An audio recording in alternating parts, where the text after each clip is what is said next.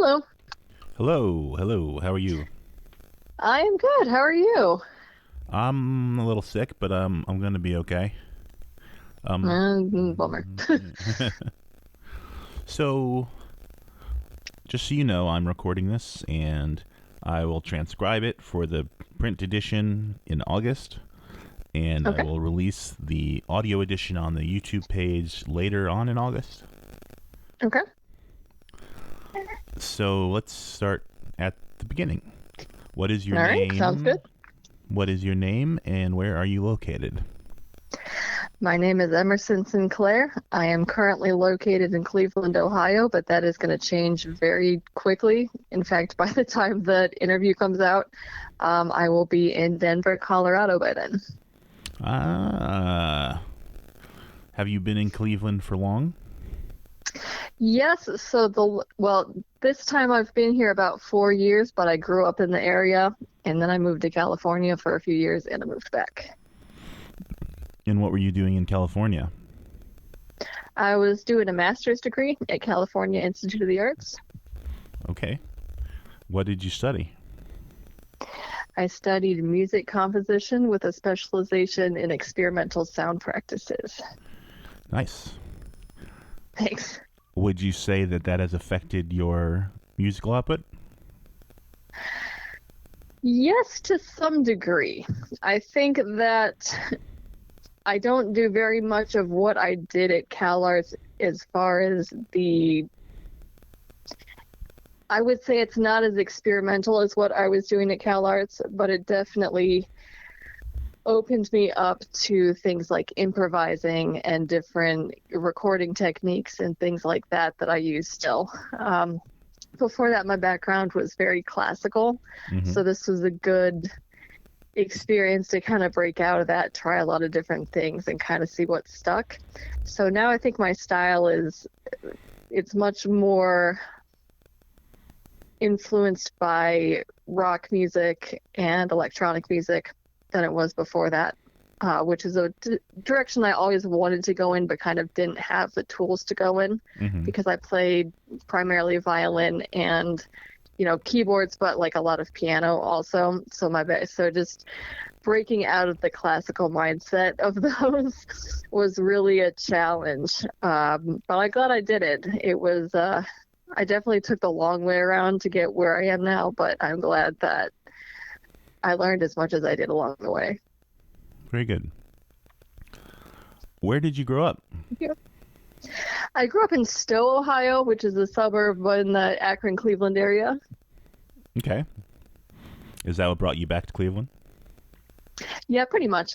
I stayed in California for a couple years after I graduated, but it was fine. I just kind of ran out of reasons to stay. I moved back during the pandemic. And at that point, when I graduated, I had a job and I had, a boyfriend and I had, a place to live and all this kind of, I was pretty established in California, but kind of I was playing in a couple of bands too, but like one by one, all of those things kind of dropped and, or ended or went on hiatus or whatever it was. And it just there was no reason to stay after a while, especially during the pandemic when the whole point of being close to LA is to be able to perform and break in or whatever, but there's no performances going on. So I mean, why? All most of my family and friends are out here. Even the people that I met at CalArts, a lot of them were moving out of California also, because it's just not a cheap place to live. Like if you're not already established and fairly wealthy, it's just very difficult to stay out there. Of course. So I mean, why? Yeah. So like, why would I stay in that kind of a situation when almost everybody I know is in Cleveland area? So that was why I moved back. Yeah. So, when did you start playing music? I started when I was 3 years old. That's when I started the violin. Nice. And you just continued it straight on? Pretty much. quit and started a few different instruments. I played violin until I was in high school, and I also picked up clarinet when I was 10, like kind of at the age that, people start in, middle school band and all that kind of Right. stuff. And then in high school, I was just very frustrated and fed up with everything that was going on the violin. I was in a couple youth orchestras that, one in particular really was just not a very good experience, and not a very, the teachers weren't, they were good musicians, but not good teachers. And that was, I understand. yeah, it was a shame. I was not even close to being the only person that quit after being in that orchestra. So that was when I started playing piano, because I was interested in rock music anyway. So I wanted to play something that was more conducive to that. Sure. And basically my parents always had a piano growing up. That was basically why I picked it over guitar. Now at this point, I'm happy I picked piano. Like, I love it, but that was pretty much the tipping point. I just wanted to be in rock music somehow. Nice. So then I played I played piano and clarinet for a little bit as my two, and then I got carpal tunnel playing the clarinet. Yeah, so I very rarely play clarinet anymore, and I kind of picked violin back up after that because it didn't make my carpal tunnel flare up as much. I see. So when did you start writing your own music? Well, so it depends on how you answer the question. I think I started seriously thinking about it also in high school. You could kind of say, like, there were maybe the antecedents of it before that. There was, times I made up little songs, like when I was a kid or whatever, but it wasn't really like the level of seriousness or rigor that I started to bring to it when I was in high school. Yeah, there's not an editing process. Yeah, no, it was very off the cuff and just, I came up with this on whatever, and that's kind of that. Yeah. And I also didn't, think about releasing any of that. Like, maybe in the back of my head, I did, thought it would be fun to play somewhere, but like, I was not really oriented towards like having a career or anything at that time. It was, as a kid, it was just fun. It's just fun. It's the expression that matters. Yeah. So when did you record your first work? Let's see. I first started, so my first release was like kind of a long form piece called Seth the Instigator, which originally was released as a split with another artist, but right now I just have it up as its own piece. And so that was kind of my first like EP, but that wasn't the first thing that I recorded. I actually started recording the EP I released after that, Trepidation and Awe. I started recording that, I think, first.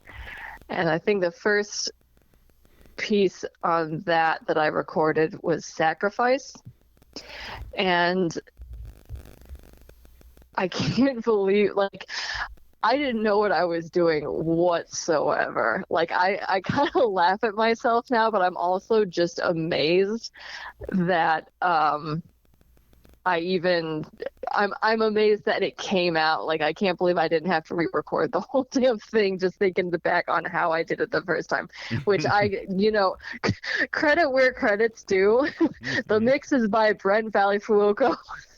He did a great job. Like, give him credit for that, not me. Since then, I've learned a lot more. Yeah. But, but that was rough. No, you know what? That's a lie. That was the second one I recorded. The first one I recorded was also on that same EP, Trepidation and All, and it's Etude for Pinball Machine. And I recorded that because I was having this moment where I was just obsessed with the composer Stockhausen, and that was what I was trying to do. And I had also, okay, this is ridiculous. Stockhausen did a lecture in the 70s. It was called like 4 Criteria for Electronic Music. And that, of all things, was the basis for how I recorded that. I do not recommend this whatsoever. Like, go watch it. It's interesting, but like, don't use it as, your mix. Because first of all, I don't think that's what the lecture is really intended for. And second of all, we have better ways of doing these things nowadays. But that was what I was kind of trying to emulate. And for that piece, I think it worked, but it did not really serve me very well when I went back and started to write, melodic things and kind of more, more mainstream things compared to Stockhausen. Yeah, more tuneful. Yes, exactly. What got you interested in Stockhausen? Oh, I think, he came up in one of my classes. And I think, just a little bit enough. It wasn't, he came up enough to spark the interest, but not enough that I felt like I had to learn it. That was a really big problem that I had was, I went to a very classical undergrad. So what I was, having to do for school was, naturally very, it was classical, and it was, we can argue about whether or not Stockhausen is classical, but like it was older than that, and it was just a different focus. So that, like I said, I wanted to do rock music already in high school, and honestly, I don't know if I'm glad I did my master's where I did after my bachelor's, but I don't know if I would do that whole track again. I see. Yeah, because I think there's this myth in the classical world that if you can play classical music, you can play anything. And it's absolute bullshit. But a lot of people believe it, including the people who were, counseling me about how to go about becoming a musician when I was, at the end of high school, trying to figure out what I was going to do. So I ended up going to music school. Right. And I mean, I really didn't learn how to do what I wanted to do. I did learn things that I've used since then, to be fair. But it didn't really, I was kind of going off to the side of where I really wanted to go. So they had a bit of an ideology. Yeah, and it's just, classical is just kind of its own bubble. Like, it has its own ideology, its own value system, and a lot of it just doesn't play very well with rock music or really a lot of other kinds of music that have come out more recently, particularly like it's really a classism thing, if we're being honest. Like the history of classical music, first it was, church music, and then, it was royal music, and then, now it's like university music, but it's always been like this distinction between like the quote unquote high art and the, right, other stuff. So, rock music is thoroughly in the category of other stuff. They even say like they even call it like art music versus popular music, which I mean, they don't even think of as an insult, but like, how can you call one thing art and call the other thing not art, and it's not an insult? I mean, there's definitely pop music that I would consider to be art. Oh, absolutely. Like, like Talking Heads or something. Sure. Yeah, no, I don't think it's a good distinction at all. And I don't, there's also classical music that I think is kind of crap. But, it's hard to talk about what is classical and what isn't without talking about class. And anyway, long story short, Stockhausen just didn't quite make the cut, I guess, because probably he's too young. So they don't consider Stockhausen classical. Yeah, it's weird. He's like, because... Is it because he used synthesizers? Oh, probably. I don't... I would definitely qualify it as classical music.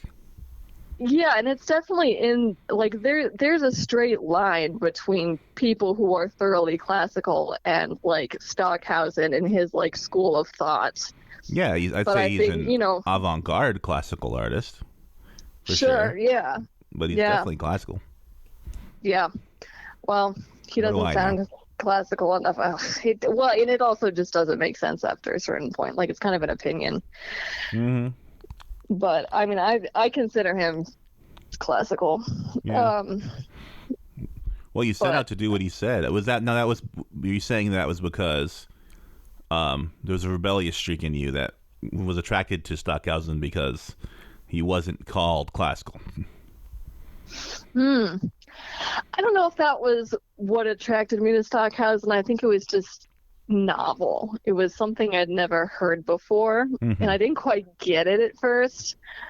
But it was just like unpacking this, trunk of stuff that, like, every time you kind of get over the first hump and you start to get it a little bit, and then it's like, oh, this is actually really fascinating. And then, you start listening to all this different stuff and, like, getting into all of the, the electronic music was my favorite, but I mean, also like acoustic instrumental music, super interesting.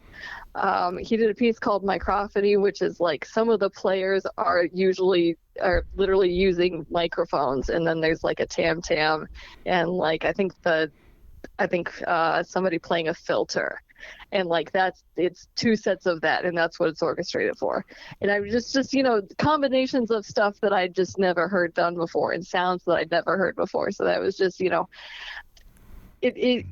I just never heard anything like it in my life, and that was what fascinated me. Sure.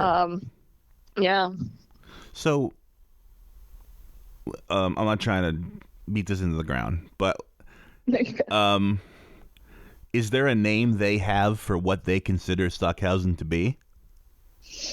They probably call him like new music or contemporary music. Okay. Yeah. Which it's also worth saying, a lot of people who consider themselves new music composers also don't consider themselves to be classical, even though there is kind of that line. So I think it's about kind of reinventing, I don't know what kind of, doing something new that's not, just the same as what they were doing in the 1800s. It's not traditional. I think it's kind of more the mentality. Yeah. Yeah, they're trying to push the limit, and sometimes they actually do. I guess that's where you find it. Yeah. So, okay. What was the name? When did you... Okay, how do I ask this? Do you have what? Can you tell me the names of your releases? Yeah, so right now I just have the two. I have Seth the Instigator and Trepidation and Awe. I am currently recording another album. It is 98% written and 30% recorded right now.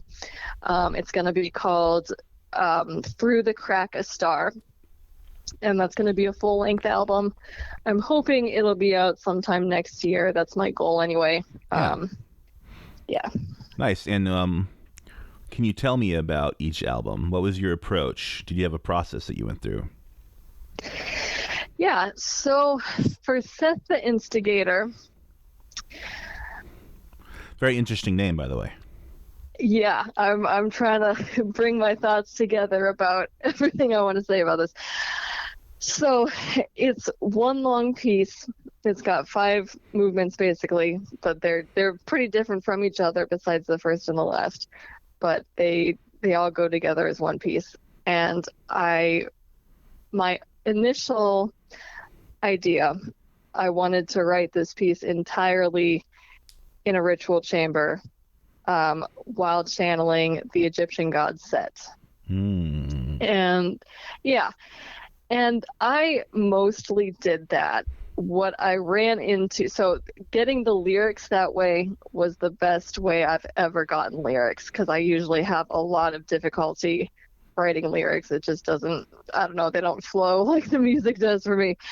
But sitting down and doing it like that was the quickest I ever got them. So that's something. The music itself, though, I kind of started to find, I would get ideas for it with the lyrics, but it wasn't really like the whole thing laid out. It was still something I kind of needed to come out and kind of like work through and put together. So it still conceptually supports the lyrics as best as I could get it to. Right. But it was not entirely done in the ritual chamber like I had originally intended. But that was more of a logistical thing than anything else. Yeah, sounds about right. Yeah. So maybe it was Set playing a little game. Yeah. Yep. Could be. Sounds about right. So tell me about the other. So Trepidation and Awe, I recorded over a very long period of time. I really had a difficult time releasing it because I was just so stuck. Like I felt very overwhelmed, and I think this is another problem with being classically trained, is you're very good at doing a specific thing, and you're trained by people who are very good at doing that thing. That doesn't necessarily mean that you or even your teachers really know a lot about the rest of the music industry. Basically, if you're not trying to get into an orchestra, right, it's not really the track for you. Sure. Or maybe you could do, chamber music or smaller stuff like that, but it's pretty specific what you're being trained to do.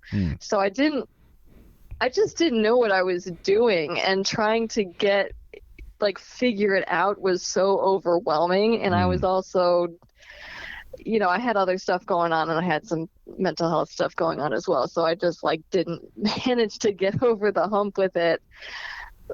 I mean, for years.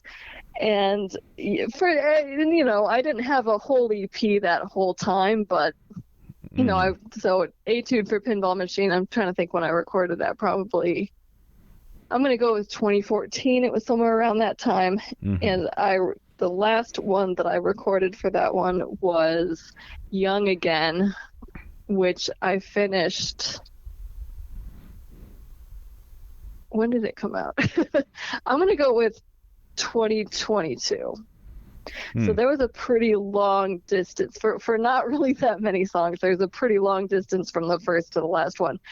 And I had planned to just release the 4 without Young Again. But once I'd finished that one, it just felt like it fit on there, and it kind of tied it together, and it just belonged on there. So I added it. But yeah, I really had to sit down and I had to treat researching how to do the process as part of the process. I couldn't just jump into it. I couldn't just do it. And I think that made me feel like I wasn't getting anywhere, which made me not want to do it, which is, probably not the best mentality, but it hits us all sometimes. Right. So, yeah, I mean, that was a big and difficult shift I had to make, was to consider, learning how to do what I'm doing a part of the process of releasing that EP. And that also goes for some of the software I had to learn to record that stuff. Some of the equipment I had to figure out. There was just a steep learning curve on just about every part of the process, and that's why it took a long time. That makes sense. In addition to really just fighting myself, like by this point, like I had so much baggage. I mean, it was like, I felt like I was going to have a panic attack every time I like stepped up to the microphone. Like it was it was a really rough process. Oh boy. It was really bad. So, I mean, anyway, I released that when I was actually working at a funeral home, not focusing on music, because I just needed to get away. I just needed something else. And I'm glad I did that. That worked. So now that when I'm coming back to it, I can kind of, I've shed a lot of the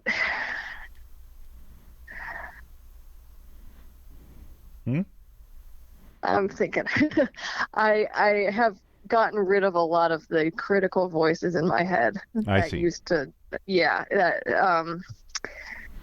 That's important. That used to hold me back a lot. Yeah. So but taking that time away to get the perspective on, okay, what do I actually want from music? What do I, not just what I've been told I'm supposed to be doing with music. What do I actually want to do with music? What can I do to get there? It was really necessary to step away to get that perspective.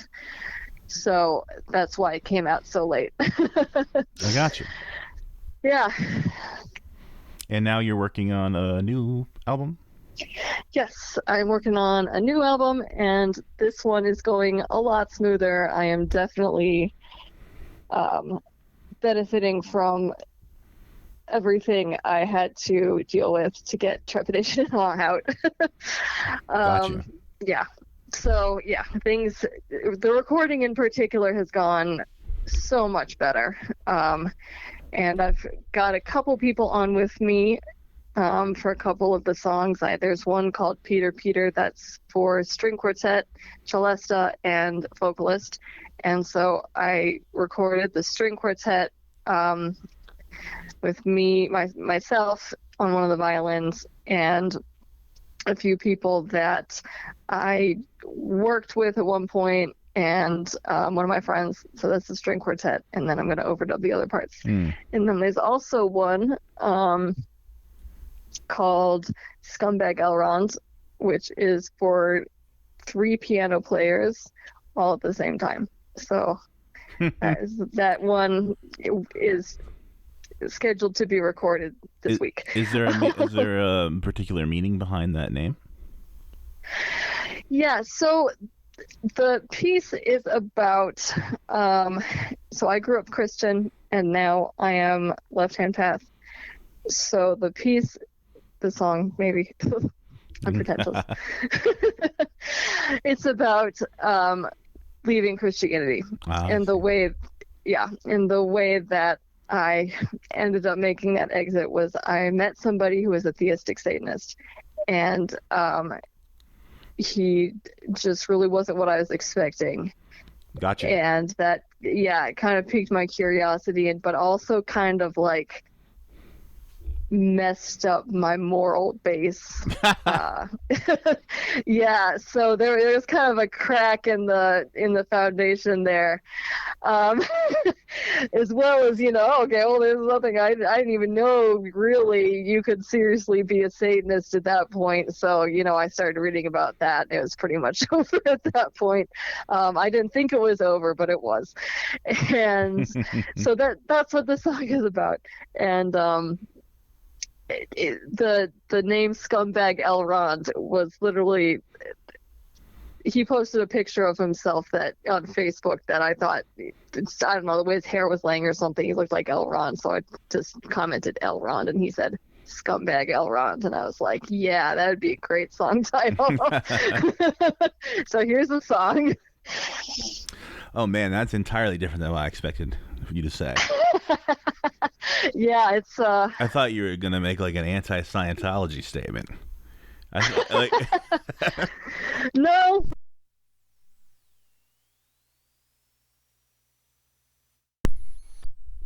Hello? Hello? Yeah, we Can you hear dropped me? we dropped for a second, but I'm back. Oh, Huh. weird. Very weird. Okay. Let's It not was think too much probably about me. that. Okay. Yeah. All right. So covered a lot of ground. What is there anything you'd like to promote? Well, the album's coming out. I'm also getting more into YouTube. I am kind of in the middle of a career change. And I've realized I don't want one full-time job. I want to have multiple part-time jobs because I've just gotten burnt out on too many things I've tried to go whole hog on. Right. So, and that's kind of music life anyway, you know. Yeah, You usually have absolutely. a few things cobbled together. Yeah. So, yeah, my YouTube channel, it's called Emerson Sinclair right now. So I have a lot of videos up so far that are just like live versions of older songs that I did, and Okay. including ones that are not on the EPs. So that is just, you can check that out. The extended universe. Yes. I also have I have one video, like YouTuber style video out so far. It's about overcoming writer's block. So you can check that out. I'm working on one that's going to be about carpal tunnel and chronic pain. I don't know if that's coming out quickly though, because I'm moving to Denver very soon, and I also want to get a better camera and some equipment upgrades before I really launch into that. Nice. So that will be coming out, and that is a thing that I will be working on pretty heavily. But right now, Hell yes. you know, a little bit of a slow start. Okay. And is there anything that hasn't been mentioned about your process that you would like to talk about? Not so much about the process. Something that I've kind of noticed coming out, you know, a pattern I've noticed coming out about my music is that I always want to invite people to listen to themselves and to have their own experience of the thing. I think that's the most important part to me about being left-hand path, is understanding the self and listening to what the self has to tell you. And you can think of that in terms of your true will, or you can, you know, think of it in terms of whatever your, you know, current belief system is. But that is what I really want people to get. So some of my music is about times that I had to listen to myself. Some of it is about more abstract concepts related to that, but I think that is kind of my overarching theme. That's a good that one. I would, yeah, thank you, that I would like people to consider when they're listening to my music. And set. And set, yeah, well, I think that's kind of part and parcel. Exactly. Yeah.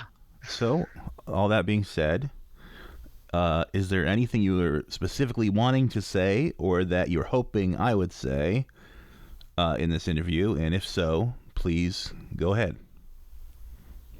Not really. I like that. Thanks. Yeah. Great. Yeah. Thanks for listening. I hope to see you around. That feels like a cop out, but All right. Well, Emerson, I appreciate you agreeing to this interview. yeah, thank you. And I hope you have a great rest of your summer and a great time in Denver. Thank you. And one thing, I would like very much for you to provide me with photographs of you performing, preferably, Okay. so I could use them in the article.